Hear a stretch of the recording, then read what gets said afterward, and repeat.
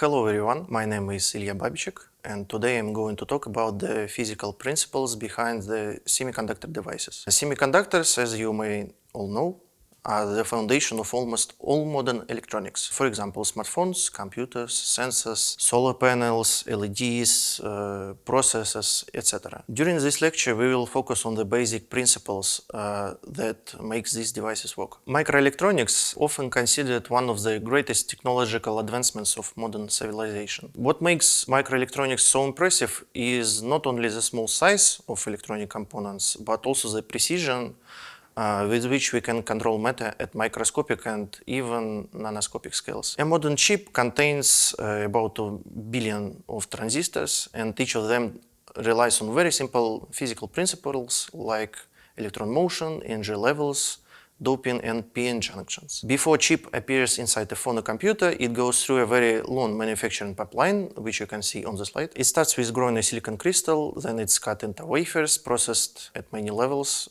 like photolithography, then creating transistors, interconnections, and finally cutting the wafer into individual chips and packaging and shipping to customers. Today we will not discuss the whole manufacturing process in detail. Instead, we will look at the basics. I think the good question to ask is whether we can rebuild microelectronics from the ground up. To answer this, we will need to understand the basic building blocks. Let's start from the beginning, from the crystal lattice. A silicon atom has 4 valent electrons, which it can use to form bonds with its neighbors. But as you can see, the silicon atom in its ground state has only 2 valent electrons, which is shown on the leftmost picture. That's because the silicon atom forms connections in its excited state, which is shown at the second picture from the left. Its s orbital and p orbitals hybridize into so-called sp3 orbitals, which has the same energy. The problem occurs when the second atom comes near the first one. At some distance, they begin to sense each other with the electrons and form shared system. So the electron levels are shared between 2 atoms. Pauli exclusion principle says that 2 electrons can't be in the same state, quantum state. Therefore, they can't occupy the same energy levels. That's why they split into 2 levels. The lowest level is called the bonding one, and the top one is called the anti-bonding one. When you add the third atom into the mix, there will be 3 layers. With 4 atoms, there will be 4 layers, and so on. If there is 10 in the power of 23 atoms, there will be 10 in the power of 23 layers. They will combine into 2 bands called valence and conduction band. Valence energy bond is composed of bonding energy levels, and the conducting band is composed of anti-bonding ones. As you can see on this picture, the band is composed of many levels that are very close to each other. We can distinguish these levels, nor measure the difference between them, and because of that, we'll think about bands as continuous energy zones. As I said, the valence band contains electrons that are still mostly involved in bonding, and the conduction band contains electrons that can move through the crystal and conduct current. Between these bands, there is a band gap, an energy region where there is no allowed energy states. If all available states in the valence band are occupied, the electron cannot simply move to another state. It has to jump to the conduction band. This jump, of course, it requires energy. That is why semiconductors are very sensitive to temperature and light. Both can provide energy to electrons and change the conductivity of the material. The size of the band gap also determines the electrical properties of material. If the band gap is very large, the material is an insulator, because electrons cannot easily reach the conduction band. If the band gap is moderate, the material is a semiconductor. Silicon is a semiconductor. If the band gap is 0 or negative, the material behaves as a conductor, because there are already available mobile charge carriers. When an electron leaves the valence band and moves to a higher energy state, it leaves behind an empty place. This empty place is called an electron hole, or just simply a hole. A hole is not a real particle like an electron or a proton. It's a quasi-particle that describes the absence of an electron in the crystal. However, holes behave very much like positive charge carriers. they can move through the crystal and contribute to electric current. One way to understand a hole is to imagine the 15 puzzle. In this puzzle, one tile is missing and the empty space seems to move while neighboring tiles shift into it. The empty space itself is not a physical object, but it's still useful to describe its motion. In the same way, a hole is the absence of an electron, but its movement can be still described as if it were a positively charged particle. Free electrons and holes are usually created in pairs. When an electron moves through the conduction band, it leaves a hole in the valence band. Electrons conduct current in the conduction band, while holes conduct current in the valence band. It is also important that holes and electrons can have different effective masses. This means that they can move differently inside the crystal, even under the same electric field. Let's talk about doping. Doping is a process of adding foreign atoms to a crystal structure of a semiconductor. For our example, we will use silicon.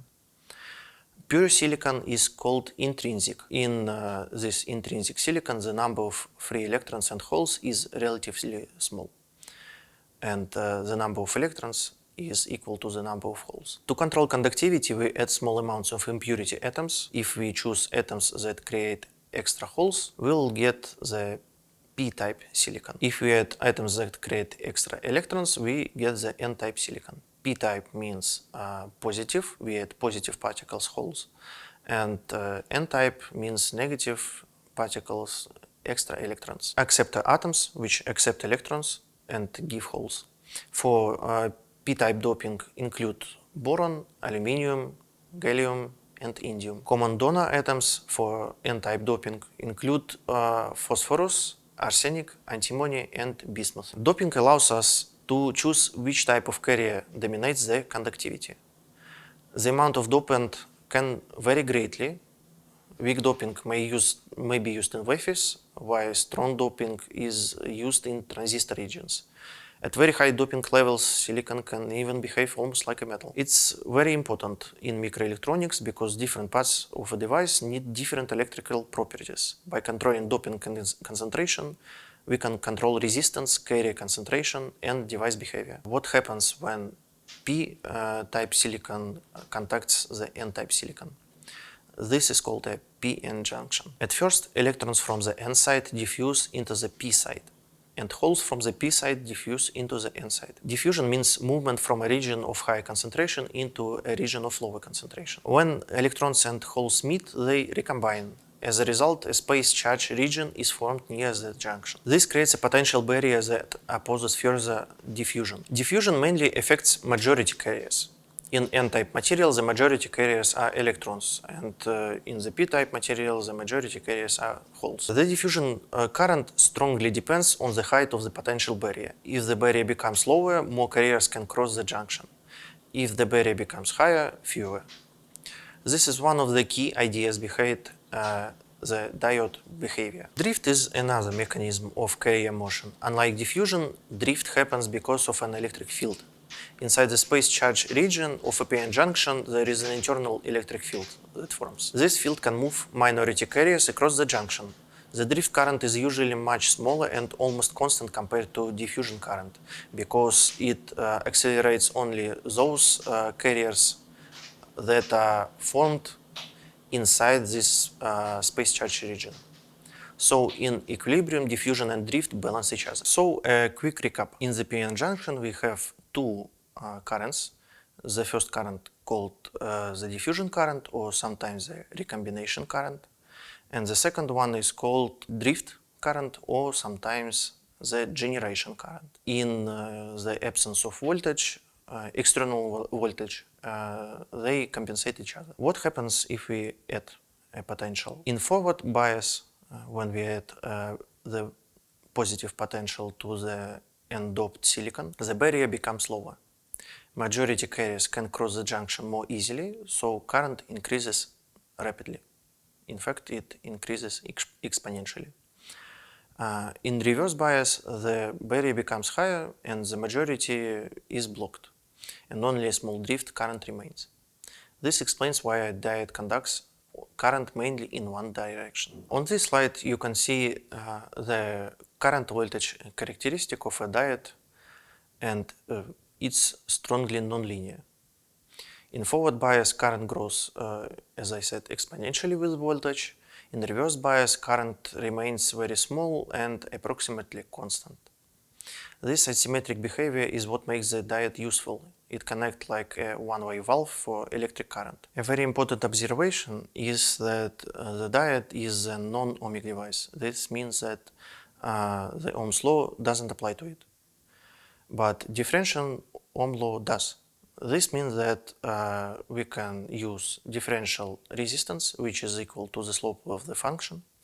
And as you can see, after a certain voltage, for silicon it's 0.7 electron volts, and for germanium diodes it's 0.3 electron volts. The slope increases dramatically, which means that the resistance drops. Ideal device has the resistance of infinity everywhere, lower than this opening voltage or knee voltage, and the resistance of zero for voltage that is higher. Also, you can see the diode symbol below. It should be read as follows.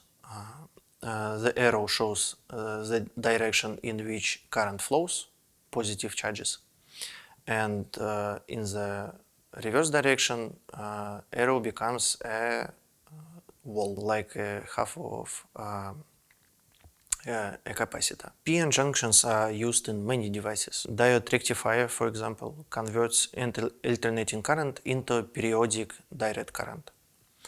Photodiodes and solar panels use light to generate electron-hole pairs, increasing current. LEDs work in the opposite way. When electrons and holes recombine, they emit light. The same basic PN junctions can be used for power conversion, light detection, solar energy, and light emission. And even a simple transistor can be built using PN junctions. There are two types of transistors, NPN and PNP. By controlling a small current at one junction, which is called base, we can control a much larger current flowing through the device. This is the basis of amplification and switching. Let us briefly summarize the main ideas. At first, we discussed how energy bands form from atomic orbitals. Then we introduced electrons and holes as charge carriers in semiconductors. After that, we looked at doping and saw how it allows us to create p-type and n-type materials. And finally, we studied the PN junction, where diffusion and drift balance each other, and saw how this leads to diode behavior. There are many topics that naturally continue from here. On the physics side, we can study Fermi-Dirac statistics, electron dispersion in crystals, quantum mechanics, wells, lasers, then wave optics, and cutting-edge theories like plasmonics and spintronics. On the microelectronics side, we can study tunnel diodes, bipolar transistors, field effect transistors, FIN, FATs, and 3D transistors, heterostructures, memory, processor architecture, and integrated photonics. So today's lecture is only the foundation, but it gives us the language needed to understand much more advanced semiconductor devices.